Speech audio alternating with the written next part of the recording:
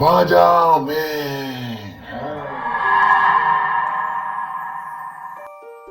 তো হ্যালো বন্ধুরা, কেমন আছো সবাই?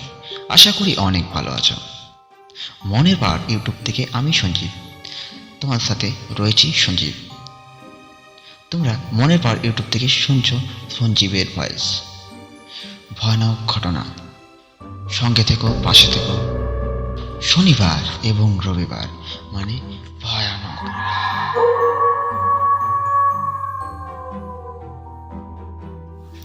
হাই সঞ্জীব, আমি রাহুল।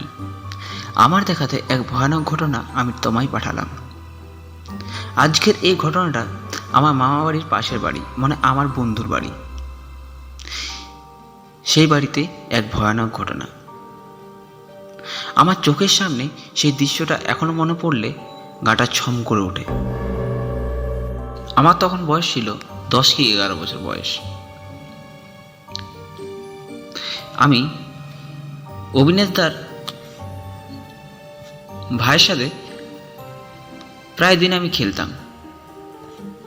অবিনাশদার ভাইয়ের বউ ছিলেন মালতী দেবী। তার কোনো বাচ্চা হয়নি বলে অবিনাশদা তাকে প্রচুর মারধর করত। তাকে সবসময় বাজা মাজা বলেও রাগাতো এবং সবার কাছে তাকে নিজে অপমানও করত। প্রায় দিন অবিনাশদা মদ খেয়ে তাকে গালাগালি করত এবং মারধর করত। হঠাৎ একদিন রাতের বেলা অবিনাশদা প্রচণ্ড মদ খেয়ে এসেছে। আমরা বাড়ি থেকে শুনতে পাচ্ছি অবিনাশদা কাকে যেন মারছে এবং বকছে। চেঁচিয়ে চেঁচিয়ে বলতে থাকে, তুই একটা বাঁজা মেয়ে, তোর কোনোদিনই বাচ্চা হবে না। তুই বেঁচে থাকার থেকে তোকে মেরে দেওয়াই বহুত ভালো হবে। আমরা তখন বুঝতে পারি এটা অবিনাশদার বউকেই বলছে হয়তো, কারণ বাচ্চা তো তারই হয়নি। বিধাতার লেখন, তিনি কি করবেন। কিন্তু বেচারাকে প্রতিদিন এই একই কথা শুনতে হতো। আমরা মামাবাড়ির পাশ থেকে অনেক শুনেছি এবং মারধর দেখেছি। সেই মেয়েটা না পারতো মরতে, না পারতো কোথাও চলে যেতে, শুধু মুখ ফুটে মার খেয়ে নিত। কিছুদিন পর অবিনাশদা বাইরে গিয়েছিল। কলকাতা শহরে নাকি তার কোনো এক বিজনেসের কারণে সে ওখানেই দুদিন আটকে পড়েছিল। যেদিন বাড়ি আসে সেই দিন অবিনাশদা প্রচণ্ড মদ খেয়ে বাড়ি আসে। বাড়ির দরজা ঠকঠক করছে। বৌদি হয়তো ঘুমিয়ে গেছে, তাই হয়তো দরজাটা জলদি করে খুলতে পারেনি। বৌদি যখন দরজাটা খুলে, তখন অবিনাশদা তাকে খুব একটা ফালতু কথা বলে। তার চুলমুটিটা ধরে মাথাটা দেয়ালে ঠুকে দেয়। বৌদির কপাল থেকে যেন রক্তর বন্যা বইছে। বৌদি তখনই অজ্ঞান হয়ে যায়। সেই মুহূর্তে দাদা মদ খেয়ে সেই মুহূর্তে বৌদির গায়ে পেট্রোল ঢেলে মাচিস জ্বালিয়ে দেয়। বৌদি জ্বলতে থাকে ধো ধো ধো করে। চারিদিকে শুধু কান্নার আওয়াজ। বৌদি চেঁচিয়ে চেঁচিয়ে একটা কথাই বলে যাচ্ছে, বাঁচাও আমাকে বাঁচাও। অনেকক্ষণ ধরে বলল। কিছুক্ষণ পর তার চামড়া গলে পড়ে ছাই হয়ে গেল। তারপরে ঘটল এক বীভৎস ভয়ানক ঘটনা। 1 সপ্তাহ বাদ দাদা অফিস থেকে বাড়ি ফিরছে। সেই সময় রাস্তার মোড়ে কেউ যেন গুমোটভাবে বসে আছে আর কান্না করতে লাগছে।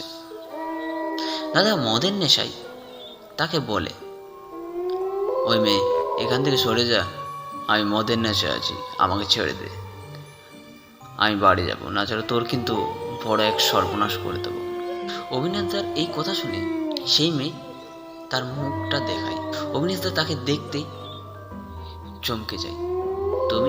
তোমাকে তো আমি কিছুদিন আগেই মেরে দিয়ে, তুই একটা বাঁজা ছিলিস বলে, আর তুই এখানে বসে কি করছিস? ছাড়, আমার পথ আটকাস, ছাড় আমাকে, আমার পথ আটকাস না, না হলে আবার সেদিনের মতো জ্বালিয়ে পুড়িয়ে ছাই করে দেব। ওই পাশ থেকে আওয়াজ আসে, হাসতে হাসতে।